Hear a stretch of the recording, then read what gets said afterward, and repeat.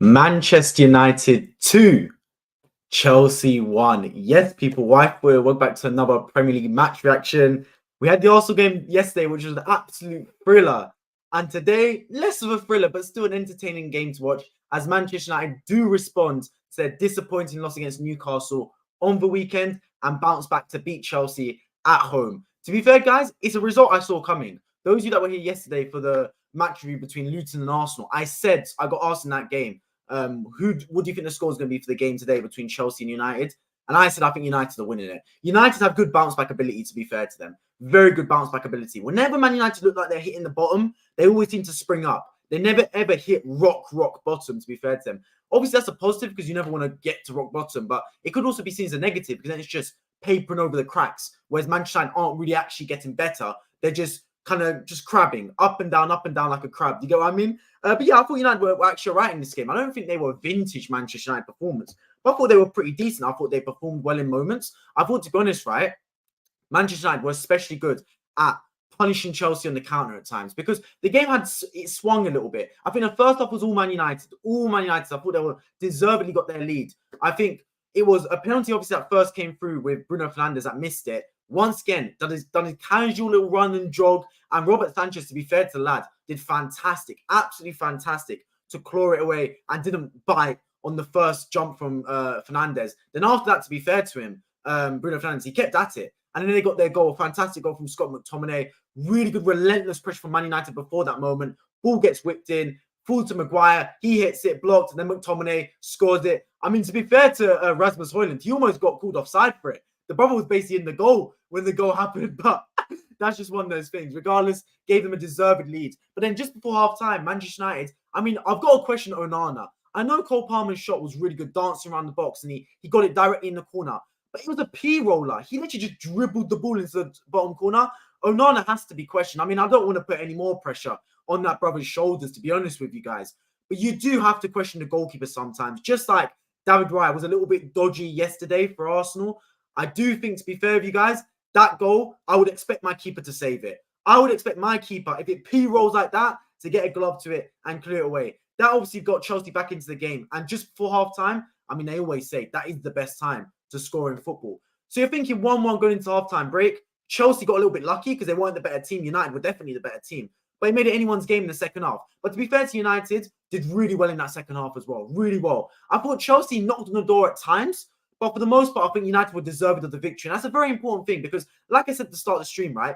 United were very close to rock bottom after the game against Newcastle. There was a lot of media toxicity around it, the Rashford toxicity, etc., the Onana toxicity, a lot of toxicity surrounding Manchester United after what was, let's be honest, a dreadful performance up in Newcastle on the weekend. Rashford got dropped for this game. You already knew the media headlines coming out. But to be fair to them, they got their win, Man United. And let's be honest right now, yeah? Man United have a good way of responding from setbacks, even against Fulham. Do you remember when they won rock bottom after losing to Man City? Like, I think it was 3-0 at home in what was another dreadful performance. Everyone was thinking, oh, United is another circus show. Oh, it's hitting rock bottom. Everyone's clowning Man United. They're all getting flamed online. Then out of nowhere, they find a way to respond and get a good win against Fulham in the last minute with Bruno Fernandes. Again today, a hard-fought win, but a deserved win against Chelsea, 2-1, and Scott McTominay getting both goals. So you have to commend them for that, Manchester United.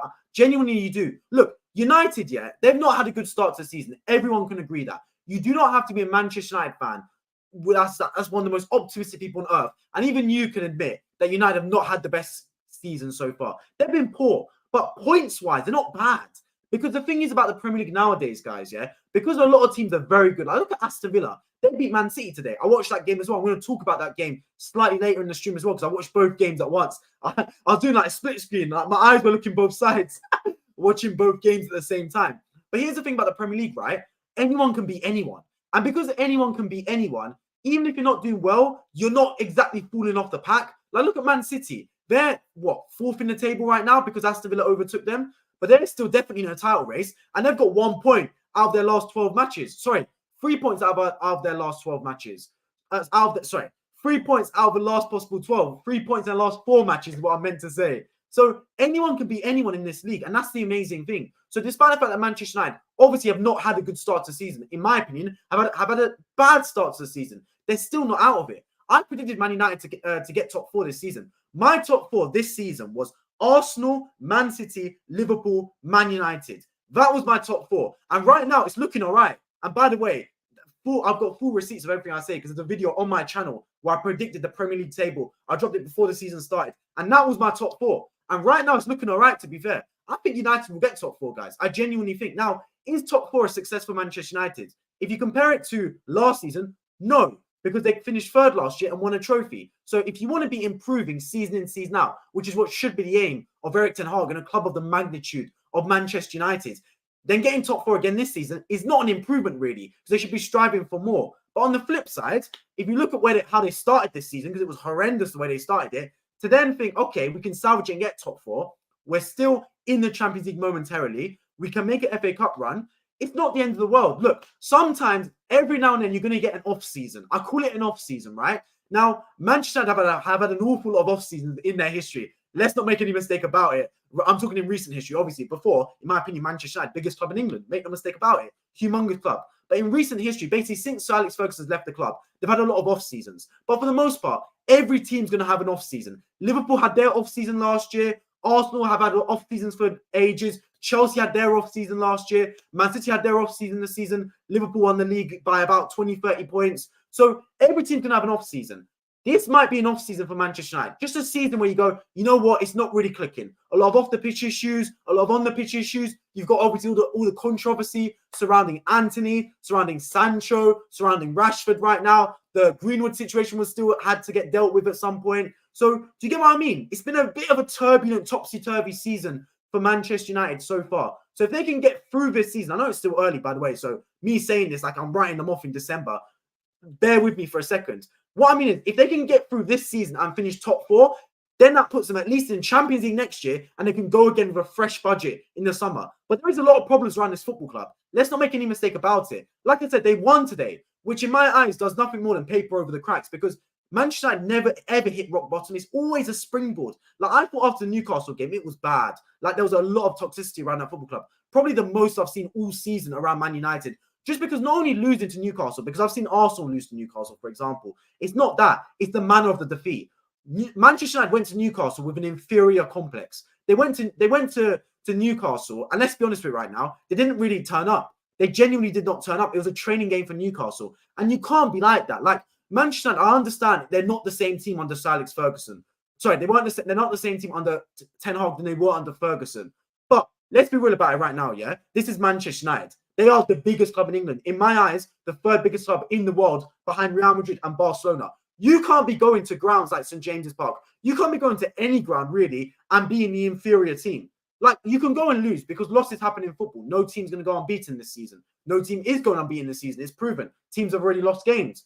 But you can't go and get absolutely destroyed and demolished in terms of performances, in terms of work rate, in terms of possession, in terms of shots on target. Any metric that you can use to put on for a football match, United got beaten by it at Newcastle. And that's not a good sign because you can't be outworked. You can't be outperformed. If the result is against you, so be it. But you can't let every other department be against you as well. Do you get what I mean? So to come today against Chelsea, and let's be honest, Chelsea were actually flying recently. I know they started the season really poorly, but in recent weeks, Chelsea have been really good. Ever since they got those 2 wins against Fulham and then a win as well against, who was it? Was it Burnley or something like that? Then obviously they got a good deserved point against Arsenal. Chelsea have been flying. I know obviously they lost to Newcastle 4-1. It was, let's be honest, a disappointing game. But that's a fluke result. St. James's Park's a tough place to go. Since then, Chelsea have been really, really good. Really good in recent weeks. So coming to Old Trafford, they would have smelt blood.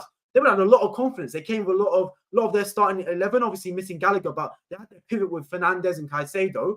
But Man United did really well. Really well. I thought they started the game on fire. I thought their attacking players were on form as well. They were recycling the ball well from left to right. It was a fantastic performance from start to finish from Manchester United, genuinely. Really, really good, especially after the turbulence, obviously on the weekend. Now they've got another game in midweek. They've got another game on the weekend as well, which will be a humongous game for Manchester United. Let me double check who they're playing because I'm not entirely sure who Manchester United are playing actually on the weekend. They play Bournemouth. Well, there we go. So that should be 3 points guaranteed for Man United as they play Bournemouth. So then you're looking at it and thinking, okay, at the start of the weekend, it weren't great. Now, after that, we've got 6 points out of 6. Chelsea, and then obviously I don't want to tempt fate, but Bournemouth. If you get 6 points out of 6, you're laughing. Genuinely, you're laughing because that's a big turnaround. Guys, look at the Premier League table right now. Let me pull it up, in fact.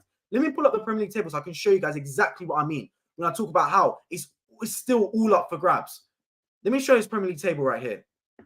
Can you guys see the Premier League table? You should be able to see it. So if you look at the Premier League table right now, guys, I've highlighted Manchester United.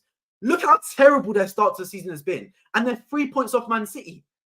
3 points off Man City, despite the fact Manchester United have had one of the worst starts I've ever seen for that football club. Like Man United, in my history of being alive, right? And I obviously haven't even seen the glory days of Man United. I saw the back end of it because obviously I was born in 2002, right? So when I first started watching football, it was about 2008, 2009, that era. So I call it the back end of the Sir Alex Ferguson era. But for the most part, United have had the Solskjaer years, the Louis van Gaal years, the Jose Mourinho years, etc., the Ralph Rangnick years. It's not been great from what I've seen. But despite that, United have turned up. They've turned up in certain moments. And this season, despite the fact that they've had a terrible start, they're level on points with Tottenham, who's played tomorrow. They're 3 points off Man City, and they're 9 points off Arsenal. Now, if you told Man United fans after 15 games of the season, you're going to be 3 points off Man City, they would have snapped your hand off for it. Snapped your hand off for it. Because everyone would have assumed Man City would be the front runners. So to be 3 points off a Man City team ain't bad whatsoever, man.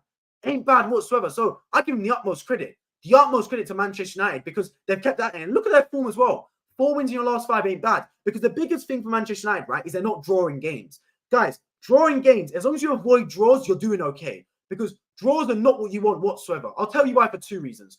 One, if you draw, each team gets 1 point. Whereas if a team wins, you get 3 points. Do you get what I mean? So 2 points versus 3 points. More points go to the team that wins overall. But also, look at draws actually holistically, right? If you draw 3 matches, that's the same as winning 1 and losing 2. Now, if you're 1-1 in 3 matches, I would go for it every single time. All you need to do, yeah, is win one of those 3 games and you've already made your money back, basically. That's how it works. That's how it works. Now, because Manchester United aren't drawing games, they've lost 6 instead. Look at them. They've lost the same amount of games as Chelsea. But they're how many points ahead? But they're 8. They've lost the same amount of games as Chelsea, but they're 8 points ahead of them. Do you get what I mean? Because Man City have drawn 3 games and lost 1 of their last 4. United have only lost 1 and won 3 of their last 4. And they've made up so much ground on them. Do you get what I mean? So avoid the draws and you're doing okay. And that's been exactly the case for Manchester United.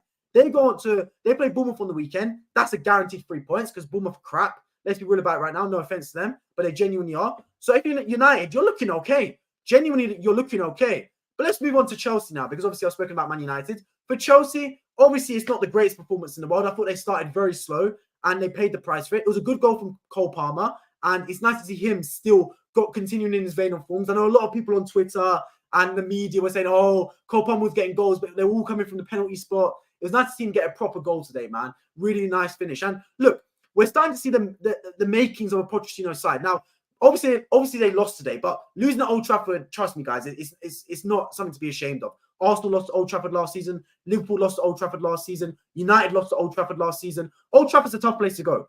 A good or bad Manchester United team will always turn up at Old Trafford. So by no means is it going to be an easy game. They went there, they lost 2-1. It's one of those things. Obviously, I'm not going to actually determine how I think Chelsea are going to do based off this game. I think Chelsea have been much better in recent weeks. I've watched Chelsea in a few games now, to be fair, recently. I watched them the game against Arsenal. I thought they were superb. Superb. Definitely deserved at least a point. In my eyes, deserved all 3. Arsenal got away with daylight robbery when we went to Stamford Bridge. They played Man City. Fantastic as well. Brilliant performance. Probably deserved 3 points on that day as well, to be honest with you guys. Because they got a dodgy decision where Haaland got a penalty. So let's be real about it right now, yeah. Chelsea have been really good in recent weeks. Really, really good. They came behind from 3 times to beat Chelsea. They go to play Tottenham, right? Tottenham, a team that was unbeaten going into that game. They go to White Hart Lane or to the Tottenham Stadium to play that game. They go 1-0 down. Tottenham are firing, but they stay in the game, Despite Tottenham having 9 men, they still stayed in the game, and they found a way to break them down and eventually win the match 4-1. So Chelsea have done really, really well, to be fair to them, man. Really well. Now, do I think they're going to go top 4 this season? I don't think so. But that doesn't matter for 2 reasons. One, they started horribly. So the main thing is, can you get back to your form? And can you get back to performing and form a consistent team selection, tactics, performances? Then you'll get results. So it's a linear chain process. So I wouldn't worry necessarily right now about league position if I'm Chelsea. 2, actually, to be honest with you guys, the Premier League could get 5 Champions League spots next season because of the expansion of the Champions League and club coefficients. So 5th place could get Champions League next year. We never know. And do I think Chelsea can get top 4? They can. Do I think they will? No. but I think they can get top 5 because this is how it's working right now, guys. Yeah, Man City, Arsenal, and Liverpool. I'm basically 99% sure all 3 of those teams will get top 4, pretty much guaranteed, unless one of those 3 teams has a complete capitulation. Then you've got then you've got one space up for grabs between, in my eyes, Aston Villa, who are firing. I'm waiting for that bubble to burst, but that still hasn't burst. And by the way, I will be talking about Aston Villa, Man City slightly later on because I watched both games today. So I will be checking in. I will be talking about that game in just a second as well. So you got Aston Villa, who might get it. You got Tottenham, who have fallen off recently, but they still could get it. You've got Manchester United, who in my eyes probably will get it. I'll tip them to get it. Then you've got Chelsea, because I don't really see Newcastle getting it, to be honest, because I don't think they're going to put in enough consistent performances away from home to make it. You've got Brighton, who are a bit inconsistent as well, to be honest with you guys. So in my eyes, to be real, yeah, I think United have got a really good chance getting top 4, and equally Chelsea got a good chance getting 5th. It's wide open. It's genuinely wide open. So it's obviously a disappointing loss. Obviously, losing to Manchester United is always going to be disappointing, especially given that if you won today, it was basically a 6-pointer. You go 3 points behind them. Now you're 9 points behind them. Do you get what I mean? Or 8 points behind them, something like that. So this is the thing, right? Yeah. For Chelsea, just keep it moving. Keep it moving. This game, don't let it define you. Let's look at Chelsea's fixtures, actually, because I assume they haven't got the... I assume they've got some big games coming up for them as well. So let's share the screen, look at Chelsea's fixtures. So look at Chelsea, right? So obviously they lost to United 2-1. They've got Everton on the weekend. That'll be a tough game. Very tough game. Then they've got Sheffield United. That's banker 3 points. If you don't beat Sheffield United, you might as well hand in your resignation. Then they've got Newcastle in the Carabao Cup. Big game for them. Then they've got Wolves away. That's a tough game. Palace at home. Should be calm. Luton should be calm. Then they've got Preston in the FA Cup, and then Fulham at home. So look at okay, and that leads into January. Look at December, guys. Every single one of those games is winnable. I know games are tough, like Everton away and Wolves away, but every single one of those teams, if I'm not mistaken, is in the bottom half of the table. 1, 2, 3, 4, 5. So Chelsea got a friendly run of fixtures. So if I'm Chelsea, to be honest with you guys, I'd keep it stepping, man. Don't let this game define you. Look at the fixtures coming up. Be looking at it in anticipation and thinking, hang on a minute. We got a good few games coming up. We can get something here. Do you get what I mean? So if I'm Chelsea, I wouldn't be too disappointed whatsoever with this result. Take the positives with you. I thought certain players weren't great. I thought Midweek was poor, to be honest. And I think, to be honest with you guys, I've looked at him at times. I think he's been amazing, and he's starting to fall off in other games as well. I thought Cole Palmer was okay. I thought the midfield too struggled a little bit in this game, to be honest with you guys.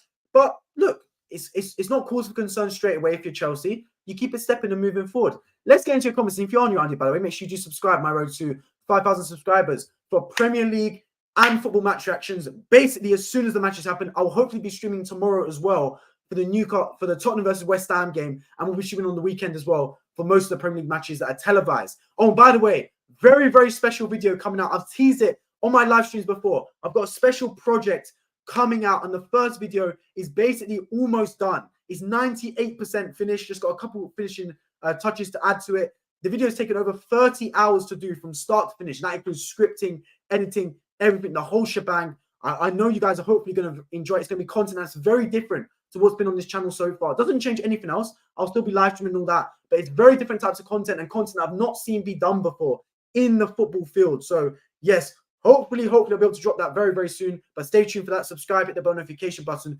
so you do not miss any content on this channel. Let's get into your comments. The Real Poison Super, appreciate you joining the stream, my friend from Twitch. I'm depressed, bro. How are Villa beating us and your wasteman teams first? But man's hating on Arsenal. Imagine, bro. Imagine hating on Arsenal being a Man City fan. That's crazy, bro. That's crazy.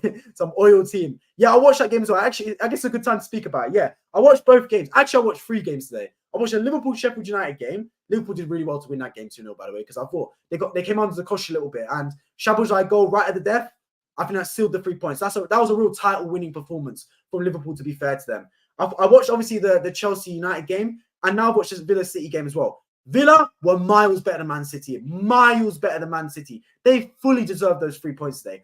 Fully deserved. I thought City were off it. Really off it, man. Disappointed me from City. Because, look, guys, I appreciate you haven't got Rodri. I appreciate you're missing Jack Grealish, Doku, etc. But this is Man City. You can't be making excuses. Like, you can't have one player out in Rodri and suddenly your team goes from title challengers to relegation battlers. Let's be real about it right now. 4 games without Rodri, 4 losses. They look like he's basically the whole team. Rodri pieces together the whole team. When he goes, the whole deck falls like a house of cards, it seems like. But I thought Villa were much better team today, man. I thought they fully deserved it. They leapfrogged Man City in the Premier League table as well. Villa were the first to everything. They were combative, they were aggressive, and they got a little bit of luck as well with the goal deflect of Ruben Diaz, but fully deserved, man. Congratulations to Aston Villa. They now go above Man City. They've got another massive game on the weekend against Arsenal that I'll be streaming as well, because make no mistake about it, that is a humongous game, Aston Villa against Arsenal, because if Aston Villa win that, they go 1 point off Arsenal, I believe, in what is the 16th match of the season, basically halfway. So Unai Emery's done a fantastic job to him, to be fair to him. Fantastic job. And that just goes to show, right, guys, yeah? Just goes to show that, yes, certain managers might not be best for certain teams. Like, Unai Emery obviously didn't have the greatest time at Arsenal. That doesn't mean he's a bad manager. Doesn't mean he's a bad manager one bit. It's just sometimes square pegs in round holes. Just certain personnel don't fit the climate. Do you get what I mean? It's like a Lamborghini is a beautiful car, but you take a Lamborghini off-road, it ain't working. It ain't working. Do you get what I mean? A Land Rover will outperform it. So sometimes it's just the wrong person at the wrong place. The styles just don't align. Unai Emery's found himself a home at Aston Villa. They love him to bits. He's getting the most out of his players. Ollie Watkins is thriving. Leon Bailey performed out of his skin like a prime Iron Robin today. So I thought they were superb. Genuinely superb Aston Villa. Well worth the 3 points. I can't wait to watch that game on the weekend, which I will be streaming afterwards after Aston Villa against Arsenal. Come on, man. Please make it make sense. Will we have the Etihad Cup? Is this where we are at? Bro, it's not the end of the world, man. City is still, even if City are 10 points off the title at this stage, no one's going to write them off. They've still got plenty of ability of cooling it back. Man City get going in March, April, May. That's when Man City really click into gear. Not surprised if we get Europa next season. Behave, man. Behave. Arsenal, let's bottle first place. Season 2 is supposedly coming out this season. Well, here's the thing, right? Arsenal obviously did bottle it last year. I'm not hiding from that. But they've learned, hopefully. Well, I hope so, because if you bottled it, you got to learn from it. Let's be honest right now, because there's this old adage, right? There's no losses, only lessons learned. And Arsenal took a big lesson last season then, because we were clear at the top of the table, man. We were clear. Like, it was daylight at the top of the table. I think it was at 8 points at one stage. And we kind of threw it away, to be honest with you guys. Kind of threw it away. But look, it's one of those things. That's water under the bridge. We continue now into this season. Hopefully, Arsenal can turn it around. Usman, I appreciate you joining the stream. My friend has been really, really well. Keep yapping, you'll bottle it again. Who knows, man? Who knows? I hope not, but anything can happen. If honest, guys, yeah, the thing about Arsenal this season is because we've got Liverpool in the title race as well. Like, Liverpool can't be counted out. They're second right now. They've got another fantastic result again today against Sheffield United. I know Sheffield United, which is obviously meant to be a game you're expected to win, but still, Sheffield United away is not an easy game. You look at Arsenal yesterday against Luton Town, scraped by a 4-3 victory in the dying embers. So it's a huge game, man. Huge game. And here's the thing right now, guys. I made this point on the weekend. I made this point every single day. Because this is the first time in the Premier League now we've got games in midweek, the Amazon Prime fixtures. We've now got a case where there's 9 points up for grabs for every team over this 3-game slate. 9 points up for grabs. Now, here's the thing because of that, right? The table is going to be completely different by the time I stream on Sunday evening after Newcastle play Tottenham. The table's going to look completely different because every team would have 9 points to account for. Arsenal's got 6 points out of 6. Liverpool have got 6 points out of 6. Man City have had 1 point out of 6. Look what's happened now so far. Man City have completely fallen off. Arsenal and Liverpool have overtaken them. Do you get what I mean? So little things happen like that. Now, Man City go to Luton Town on the weekend. I do expect them to win because Luton Town, let's be real, despite the fact they played well against Arsenal yesterday, should not be a team that's struggling Man City. Should not be a team that's making Man City struggle. So I do expect Man City to win that game. I'll be surprised if they don't win by at least 2 goals, to be honest. But still, regardless, Man City have been struggling, man. Struggling. And here's the thing now, guys. Look at the fixtures for Arsenal Man City. Arsenal played Luton Town and now Aston Villa on the weekend. Man City played Aston Villa today and Luton Town on the weekend. So Arsenal Man City play the same 2 games over these next 4 or 5 days. What that means is, right, that it's a psychological boost. Whichever team gets the most points out of the 2 of us, I think will psychologically have a boost over the opponent. I genuinely think that. Aston Villa got a good win today against Man City. Can they follow up with a win against Arsenal? Who knows? But equally, can Arsenal follow up a good win against Luton Town yesterday in terms of the last-minute winner, the win against Aston Villa? Who knows? It'll be a tremendous game to watch. Young Femi, appreciate you joining the stream. My friend, doing really, really well. McTominay, the biggest of late doubles. Bro, McTominay is firing, man. He's firing recently. And the craziest thing is, right, I heard Maguire won Player of the Month as well in the Premier League, which is crazy, by the way. Absolutely crazy he won that. McTominay and Maguire have been standout performers for Erik ten Hag's Man United so far this season. And the funniest thing is, they were 2 players that Erik ten Hag couldn't wait to ship out. He wanted to send them off to West Ham as soon as possible. I think he would have driven them to Manchester Airport. That's the craziest thing. But they've turned out to be the 2 best performers for Man United this season. Genuinely, they've been superb, man. Superb. McTominay, again, turn up with big moments. If he can perform like the Scotland McTominay, boy, he's gonna start firing. Chelsea were utter crap today, but they're always bad against United. So at least the betters got paid. Yeah, I hear you. But look, it's not the end of the world for Chelsea, man. Not the end of the world one bit. C1, I appreciate joining the stream, my friend. Doing really, really well. This club is so consistent. It's better than last season, yes, but this team is too inconsistent. Yeah, of course, I hear you. But here's the thing, right? Look at how Chelsea were last season. Look at how you started this year. It's not going to just dramatically turn around. That's not how it's going to be at Chelsea. It's going to take growing pains. It's going to take time. And here's the thing, right? Even though it is taking time, you got to trust the process a little bit. Trust the process a little bit. Because here's the thing about Chelsea, yeah? When I watched them, I was thinking, hang on a minute about Chelsea, right? At the start of the season, I was like, this ain't right. Pochettino's coming. Obviously, he's coming and he's thinking, oh, Pochettino's got to completely change it around. He's going to completely improve Chelsea.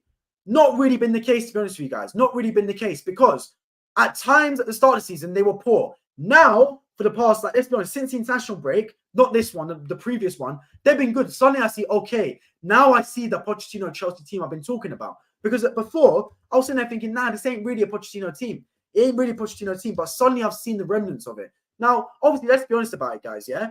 Even though the fact that it is a Pochettino team, it's not exactly, to be honest with you guys, a firing Chelsea team. Because I've seen Chelsea under Ancelotti, under Mourinho, under Conte, where they've been superb, absolutely superb.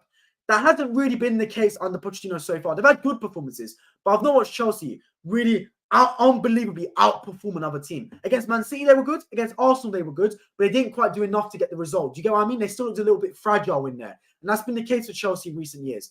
Obviously, the old Chelsea would have been like assassins. Under Conte, Mourinho, they were assassins, man. They've always got the job done. But recently, they've looked a little bit fragile in both boxes. Toothless up front, fragile and timid in defense. Do you get what I mean? So I think that Chelsea, there's still a long way to go. The road is still, you're on the path. Luca, appreciate you on the stream. My friend have been really, really well. Mali, appreciate you on the stream as well. Young Femi, appreciate you on the stream. Well, I already said that. It's actually completely incomprehensible to me that Chelsea fans talk about Gabriel Jesus, what's having Broja and Jackson lead their attacks. Jackson was an embarrassment to his family today. I don't think he was great, Jackson, to be honest. I think Nico Jackson was bad. I think that hat-trick at Tottenham, I think that gassed him up too much, bro, because he got a Fugazi hat-trick against Tottenham where it was 3 tap-ins. I think my mum would have scored that hat-trick, to be honest with you guys. So I do hear you. I genuinely do hear you. Look, for a team that spent, let's be honest, a lot of money, for them not to have a recognizable striker is a joke. It's a joke. Broja obviously was good at Southampton, but he's not the answer for me. Equally, Jackson's not the answer. I think Chelsea are going to sign Ivan Toney. I genuinely think. I don't want that to be the case. So I want Arsenal to sign him. But I do think Chelsea will sign Ivan Toney or Osimhen. Because if you're willing to spend, what, $1 billion over the last 4 transfer windows, you'll be willing to spend $100 million on a striker in January. Trust me, I would not be surprised. I fell asleep, woke up to see City lose. Yeah, and deservedly lost as well. City lost. Pep is probably losing his ish. Yeah, I'll be real, right? Here's the thing about Pep, right? Pep Guardiola, he's come out firing in the press conference. He's saying, yeah, we're going to win the title again. Now, normally Pep Guardiola does the opposite. He plays the victim mentality a little bit. He sits back and goes, oh, we're not good enough. Oh, the team is still yet to perform. The fans need to start showing up more. He's actually come out firing. He said, no, we're going to win it. We're going to win it. They've now gone 4 games unbeaten, 4 games without winning. It is incomprehensible to me that City go 4 games without winning. I've never seen it. 4 games in the Premier League without winning a game. It's crazy to even think that that's been the case for Man City, but it has been the case.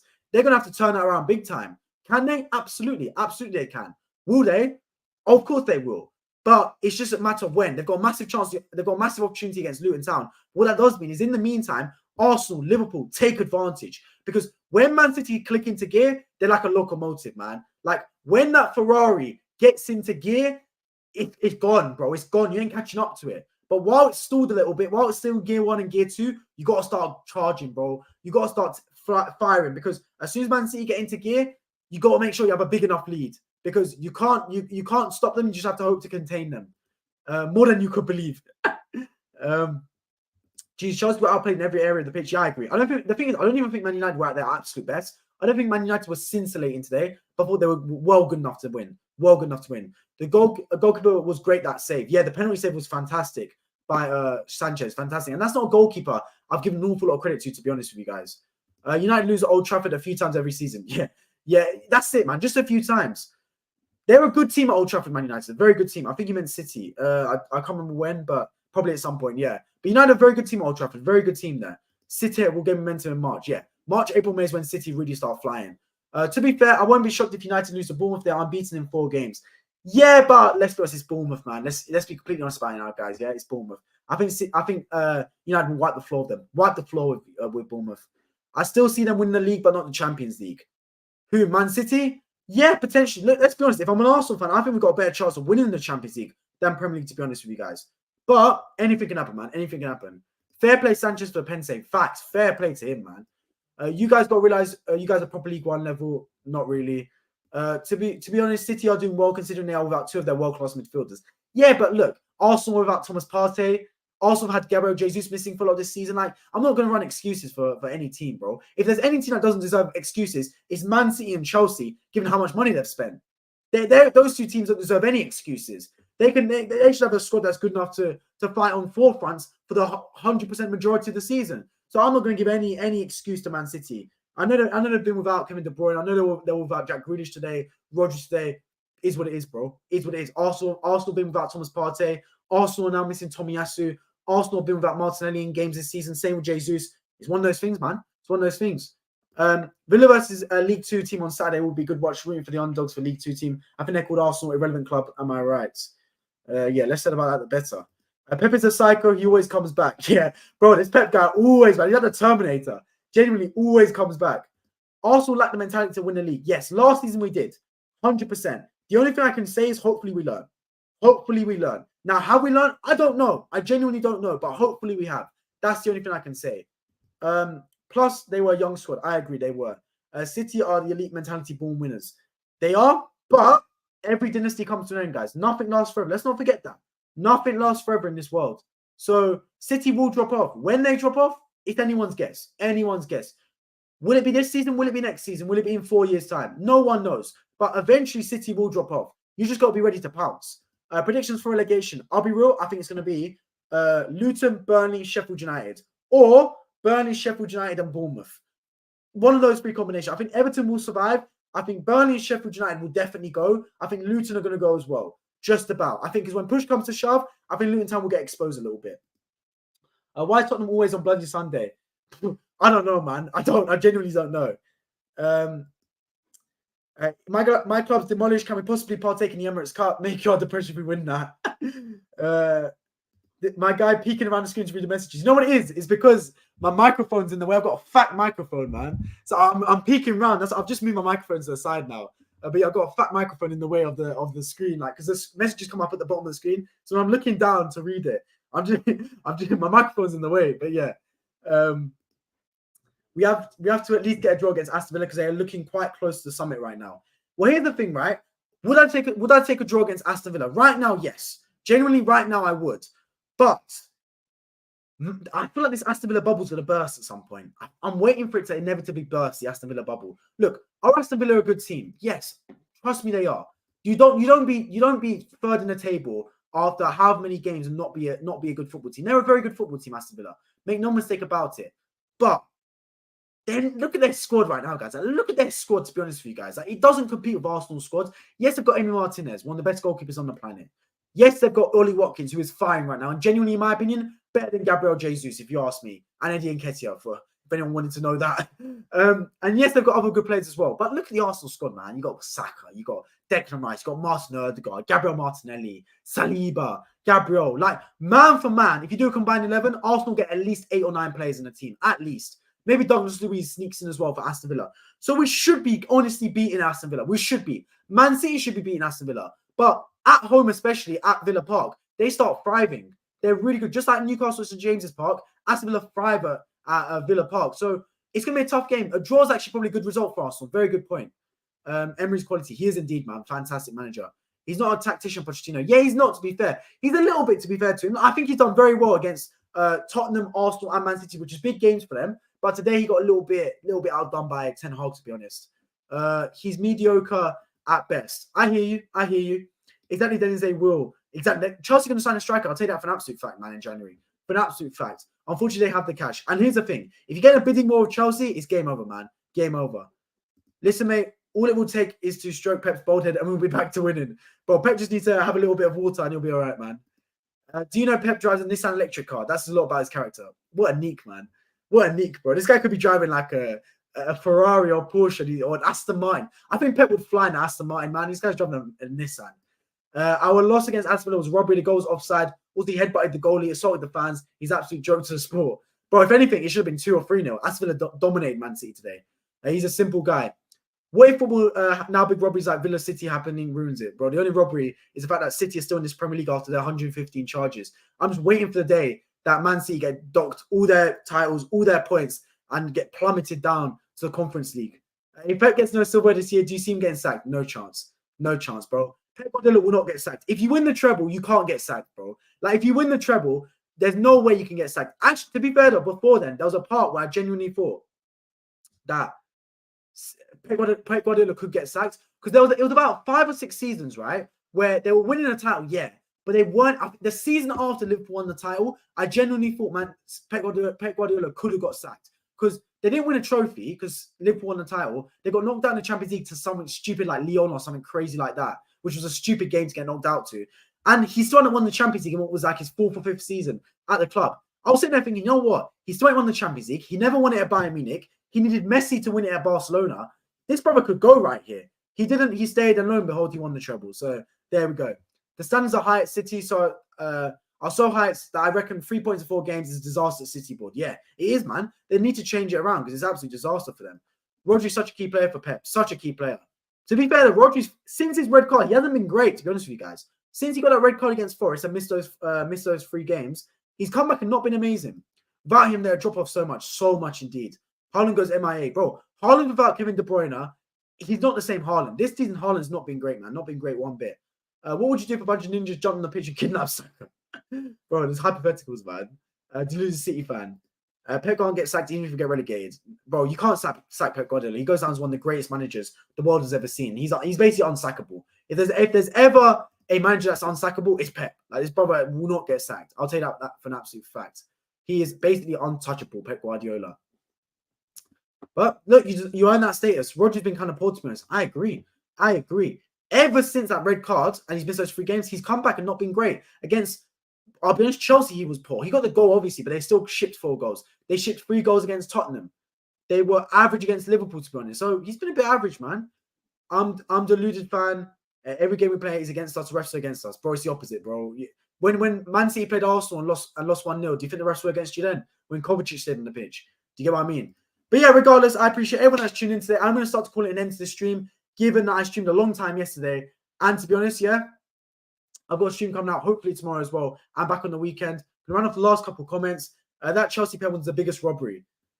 Don't think so, to be honest, man. The rest of us against Jokeman Arsenal. No chance. No chance whatsoever. But I appreciate everyone that tuned in. If you are new around here, make sure you subscribe down below on the road to 5,000 subscribers.